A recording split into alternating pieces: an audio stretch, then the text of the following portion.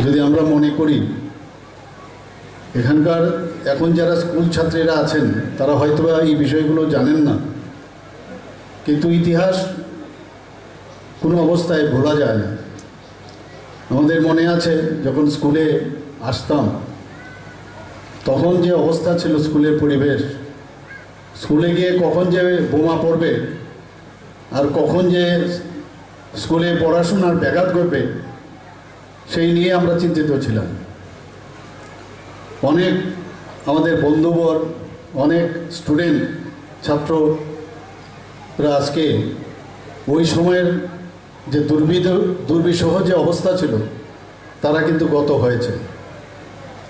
আমাদের মনে আছে ওয়ালে লেখা থাকতো স্কুলে যখন আসতাম, কি লেখা থাকতো? Leave the schools and college and do revolution. অদ্ভুত যেসব নেতাদের কথায় এইসব লেখা হতো এবং যাদের প্ররোচনায় কত লোকের জীবন নষ্ট হলো, তাদের ছেলে মেয়েদের বিলাতে পড়াতো, আমরা সবাই জানি। এখন কিন্তু সেই পরিবেশ নেই। অদ্ভুত এক অরাজকতা অবস্থা তখন ছিল, সেগুলো ভুলে গেলে চলবে না।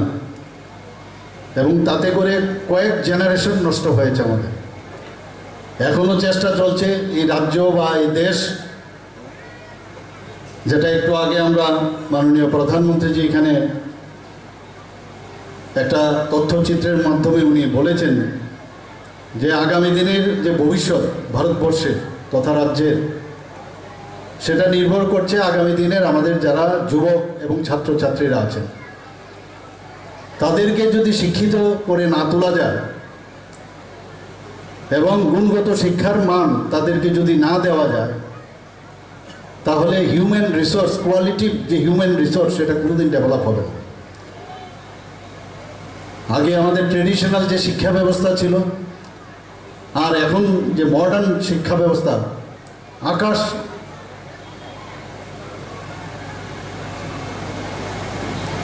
একটা বিরাট একটা ডিফারেন্স এখন চলে এসছে। তো সেই জায়গার মধ্যে সময়ের সাথে তাল মিলিয়ে আমাদেরও কিন্তু এখন এডুকেশন সিস্টেম সেইভাবে আমাদের ডেভেলপ করতে হবে।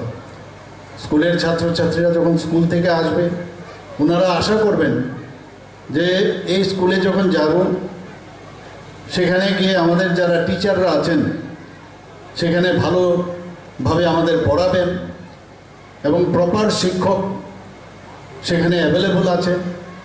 সেই রকম যদি না হয় তাহলে এই যে ড্রপ আউটের যে সংখ্যা, সেটাও কিন্তু অনেক জায়গায় এটা বেড়ে গিয়েছিল, আমরা সেটা কিন্তু আস্তে আস্তে করে আমরা অনেক কমিয়ে নিয়েছি। কারণ নিশ্চয়ই আপনারা টিভিতে আপনারা দেখেছেন সেটা, যে আর্টিফিশিয়াল ইন্টেলিজেন্সের যুগ এখন কিন্তু বইপত্রের যে আগের দিনের ট্রেডিশনালের ভাবে যে পড়াশোনা, তার থেকে বেরিয়ে এখন আর্টিফিশিয়াল ইন্টেলিজেন্স, কোয়ান্টাম যে কম্পিউটিং সিস্টেম এবং অ্যাডভান্স যে অ্যানালাইটিক্স এবং স্পেস টেক এবং হেলথ টেক এবং সিনথেটিক বায়োলজির উপরে উনি যোগ দিচ্ছেন। যে কোন জায়গায় এখন চলে গেছে, কারণ দুনিয়া খুব ফাস্ট চলছে, অন্যান্য দেশের সাথে আমাদেরও সেই কম্পিটিটিভ যে মানসিকতা, মেন্টাল যে স্ট্যাটাস, সেইভাবে কিন্তু আমাদের রাখতে হবে। এবং তার উপর উনি বিশেষ করে এটার উপর অনেক বেশি এমফাসাইজ করেছেন। আমাদের যে কিছুদিন আগে আপনারা দেখেছেন যে 3শে এপ্রিল আমরা টেট পরীক্ষায়, যেটা মাননীয় মন্ত্রী বলেছেন, প্রায় 228 জনের মতো আমরা শিক্ষক শিক্ষিকাকে আমরা নিয়োগপত্র দিয়েছি। তাতে করে কোয়ালিটিভ টিচার্স কিন্তু আগামী দিনে আসে। আমাদের 2018 সাল থেকে, আপনারা শুনে খুশি হবেন, যখন আমাদের বিজেপি নেতৃত্বাধীন সরকার 2018 থেকে যখন আসে, তারপর এপ্রিল 2025 পর্যন্ত, এখন পর্যন্ত প্রায় 6887 জনকে আমাদের বিভিন্ন স্তরের শিক্ষকদের নিয়োগ করা হয়েছে। 2024-25 সালে শিক্ষা দপ্তরের এখন পর্যন্ত প্রায় 44 বিদ্যালয় নতুনভাবে নির্মিত হয়েছে।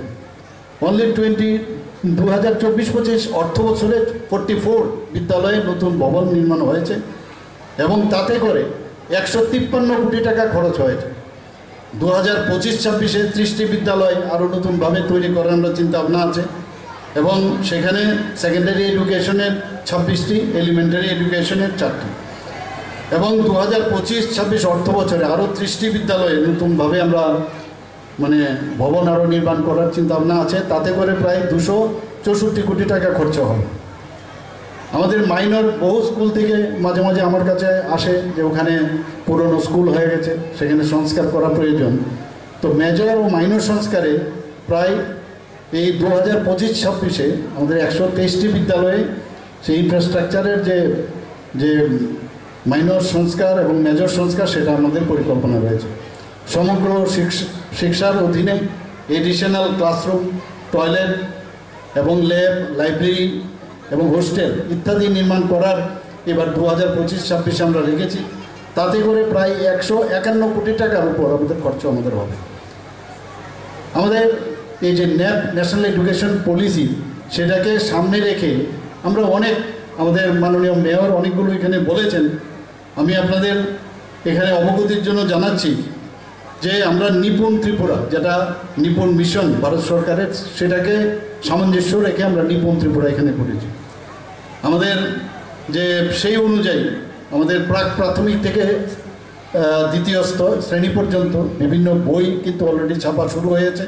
না থাকে যে আমি স্কুলে যাব, সেখানে গিয়ে আমার যা জানার এবং নতুন নতুন বিষয়ে জানবো, সেই বিষয়গুলো যদি না থাকে, তার জন্য আমরা আজকে যেরকম 5টা স্কুলে করেছি, কিছুদিন আগেও আমরা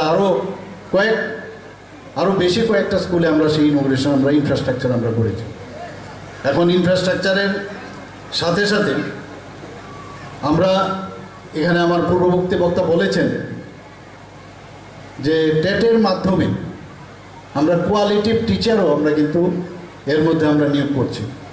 ধাপে ধাপে আমরা টেটের আরও পরীক্ষা আমরা আগামী দিনেও নেব, এবং তাতে করে টিচার যখন ভালো হবে তো ন্যাচারালি স্টুডেন্টরাও ভালো হওয়াটা নিশ্চিত।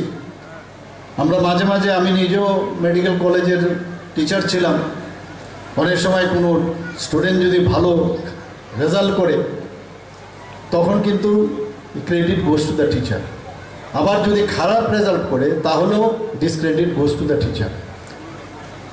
কাজেই এখানে আজকে যে 5টা স্কুলের যারা টিচারগণ আছেন, যেহেতু ইংলিশ মিডিয়াম আমরা করেছি, আমরা চেষ্টা করছি ইংলিশ মিডিয়াম স্কুল তো আমরা করব, কিন্তু ইংলিশ যে ব্যাকগ্রাউন্ড যাদের আছে সেই ধরনের টিচার সেখানে দেওয়া। মাঝে মাঝে আমাদের কাছে খবর আসে যে এখানে তো ইংলিশ মিডিয়াম আপনারা দিয়েছেন, কিন্তু সেখানে দেখা যায় যে বাংলা মিডিয়ামে পড়াশোনা করাচ্ছে। কারণ টিচাররা যে ব্যাকগ্রাউন্ড থেকে আসে, অনেক সময় দেখা যায় যেহেতু টিচারদের একটা ঘাটতি আছে। তো আমরা এখন আস্তে আস্তে করে চেষ্টা করছি যাদের ইংলিশ ব্যাকগ্রাউন্ড আছে সেখানে ইংলিশ মিডিয়াম স্কুলে সেই ইংলিশ ব্যাকগ্রাউন্ডের টিচার দেওয়া। তাতে করে তাদের কমিউনিকেশনের যে বিষয় থাকবে সেটাও অনেক স্ট্রং হবে। আমরা আজকে এখানে যে বর্দোয়ালি বিধানসভা আমার এই কেন্দ্রের যে রামনগর উচ্চতর মাধ্যমিক ইংলিশ মিডিয়ামের যে নতুন আমরা ভবন করে এখানে আজকে ইনোগ্রেশন করেছি। সিমনা বিধানসভার আমাদের মাননীয় বিধায়ক এবং মাননীয় মন্ত্রী ওই এলাকার, উনিও ওনার কথা বলেছেন যে বড় কাটালিয়া এবং দারোগামুড়া হাই স্কুলের যে নবনির্মিত ভবন এবং বনমালীপুর বিধানসভার যে Khudiram Bose English medium school, Majlishpur বিধানসভার এলাকার সুকান্ত একাডেমি স্কুল, এখানে মোরাললেস আমাদের সব যারা মন্ত্রীরা এবং বিধায়করা এখানে আছেন, এখানে উপস্থিত আছেন। এই 5টি বিদ্যালয়ে যে আমরা এখানে আজকে ইনোগ্রেশন করলাম, তার ইনফ্রাস্ট্রাকচারের জন্য প্রায় 8,70,00,000 টাকার উপরে আমাদের খরচ হয়েছে। গত 22শে এপ্রিল 2025-এ কিছুদিন আগে আমি আমতলী উচ্চতর মাধ্যমিক বিদ্যালয়ের প্রাঙ্গণে, সেখানেও আমরা এই 6টা বিদ্যালয়ে, সেখানে ফিজিক্যালি একটাতে ছিলাম, বাকিটা ভার্চুয়ালি আমি ইনোগ্রেশন করেছি। সেখানেও প্রায় 27 কোটি টাকার উপরে আমাদের যে সেখানে ইনফ্রাস্ট্রাকচার করতে গিয়ে সেখানে খরচ হয়েছে।